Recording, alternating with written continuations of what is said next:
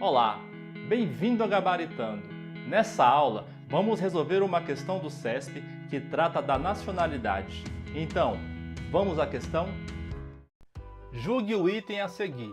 Se um casal formado por um cidadão argentino e uma cidadã canadense for contratado pela República do Uruguai para prestar serviços em representação consular desse país no Brasil, e durante a prestação desses serviços tiver um filho em território brasileiro, tal filho, conforme o disposto na Constituição, será brasileiro nato. Para se determinar a nacionalidade, a Constituição adotou duas regras, a do ius solis e a do ius sanguinis. De acordo com o critério do ius solis, o que importa para a definição e a aquisição da nacionalidade é o local do nascimento, é o território. Já para o ius sanguinis, a aquisição da nacionalidade se dá pelo sangue, pela filiação, pela ascendência, pouco importando o local onde o indivíduo nasceu. De acordo com o artigo 12, inciso 1, a linha A, são brasileiros natos qualquer pessoa que nascer no território brasileiro, mesmo que seja filho de pais estrangeiros. No entanto, os pais estrangeiros não podem estar a serviço de seu país.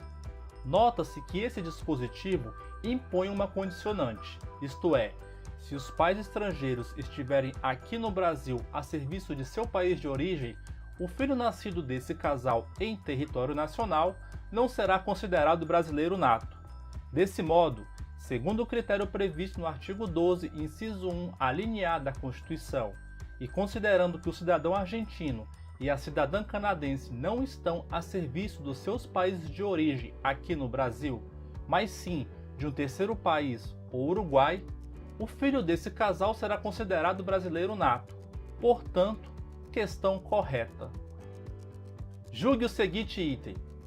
Considere que uma criança tenha nascido nos Estados Unidos da América e seja filha de pai americano e de mãe brasileira que trabalhava, à época do parto, na Embaixada Brasileira nos Estados Unidos. Nesse caso, a criança somente será considerada brasileira nata se for registrada na repartição brasileira competente nos Estados Unidos. Nessa situação hipotética, utilizaremos a regra do ius sanguinis para sabermos se a criança é ou não é brasileira nata.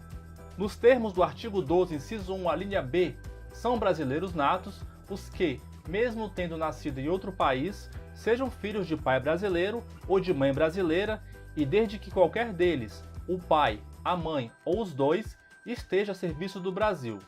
No caso descrito, vimos que a mãe brasileira, à época do parto, trabalhava na Embaixada do Brasil nos Estados Unidos. A banca CESP, ao justificar a questão, considerou nessa hipótese que a mãe estava a serviço do Brasil.